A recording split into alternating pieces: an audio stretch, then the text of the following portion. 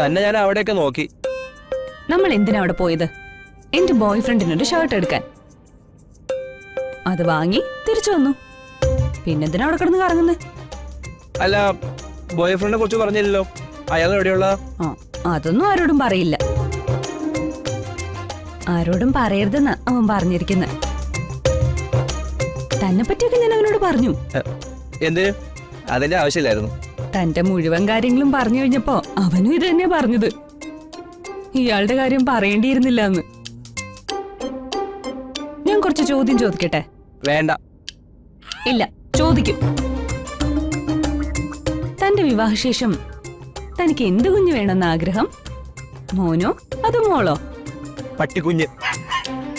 ഞാൻ സീരിയസ് ആയിട്ട് ചോദിച്ചതാ. അത് ഞാൻ വിവാഹം കഴിക്കുന്നില്ല തീരുമാനിച്ചു. എപ്പോ? കുറച്ചു നേരം മുന്നേ. എങ്കിലും പറ, തനിക്ക് മോളെയാണോ മോനെയാണോ ഇഷ്ടം? മോനെ. അവന് പക്ഷേ മോളെയാ ഇഷ്ടം. എനിക്കും. തനിക്ക് എങ്ങനത്തെ വീട്ടില് താമസിക്കാനാ ഇഷ്ടം? വലിയ വീട്ടിലോ അതോ ചെറിയ വീട്ടിലോ? ചെറിയ വീട്. അവന് വലിയ വീട്ടില് താമസിക്കാനാ ഇഷ്ടം. എനിക്കും. തനിക്കേ കാറാണോ ബൈക്കാണോ ഇഷ്ടം? കാറ്. അവന് ബൈക്കാ ഇഷ്ടം. എനിക്കും. അവൻ എപ്പോഴും പറയും ബൈക്കില് ദൂരയാത്രയൊക്കെ പോണോന്ന്. അവന്റെ പുറകില് എനിക്ക് കെട്ടിപ്പിടിച്ചിരുന്ന് യാത്ര ചെയ്യണം.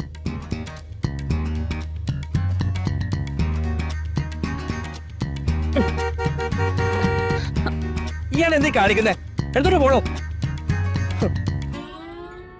മനുഷ്യനെ വട്ടാക്കാൻ ഇറങ്ങിക്കോളും ഓരോന്നും.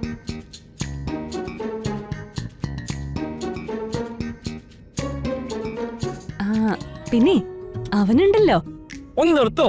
അവൻ അവൻ അവൻ ഈ അവനെന്നാ പേര് ഒന്നും ഇല്ലേ? ഒന്നുകിൽ പേര് പറ, അല്ലെങ്കിൽ നിർത്ത്.